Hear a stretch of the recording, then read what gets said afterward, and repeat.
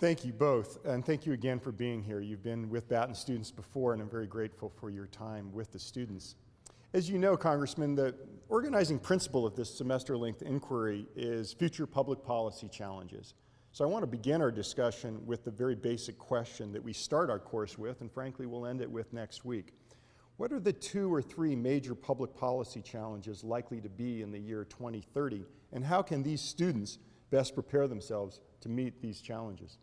I think the demographic shift going on globally, and certainly here in the United States, is profound and completely reshapes the world you're going to inherit. Here in the United States, this is going to be a very diverse, pluralistic community. The community Tom and I represent, when Tom was first elected to the Board of Supervisors, 3% of Fairfax's population was foreign-born. When I became chairman, 27% foreign-born, and double the population, so the base was much bigger. And that has completely changed how we do things in Northern Virginia.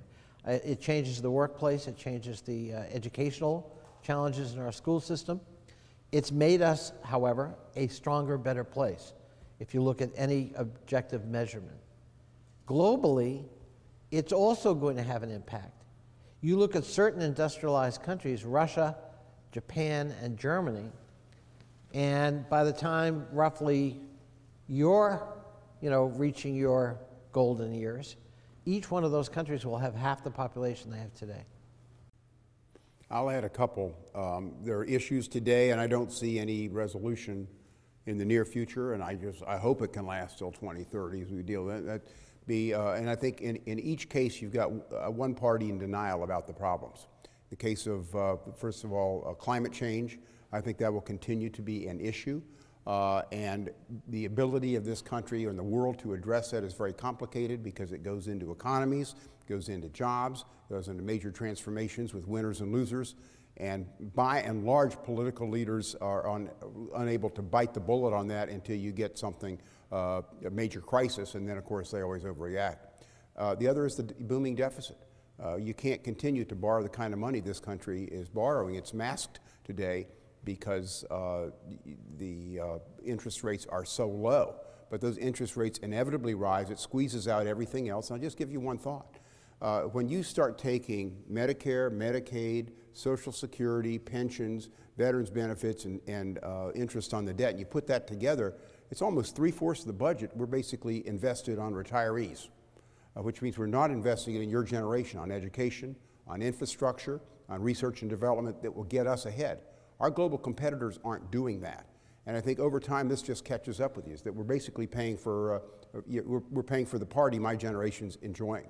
It's not a major concern right now with young people as they vote, but I think eventually both these issues come back to bite us, and I'm afraid 2030, they're still going to be around.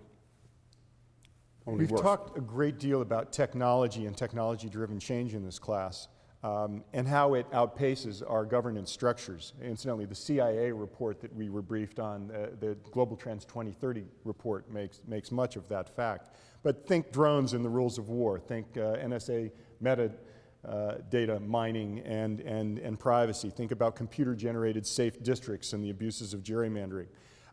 Could you talk a little bit about how Congress might anticipate and address some of this change, and are there any specific reforms that you gentlemen feel particularly strongly we should have at the forefront of our agenda, either within Congress or in our voting system? I rarely see Congress get ahead of any issue. Politicians are great followers, but rarely do you get out in front and lead the pack before the public is willing to be there that you don't pay a major price.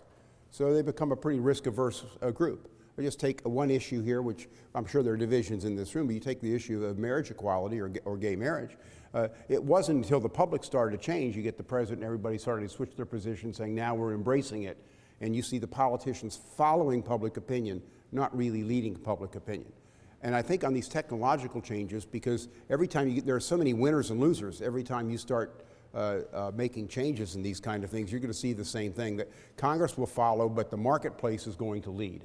And I think that's what you see now, is that the economy and the marketplace way ahead of the politicians on these issues. If you look at the issue of cybersecurity, Congress has not passed a new law dealing with cybersecurity in 12 years. Now think about the pace of technology.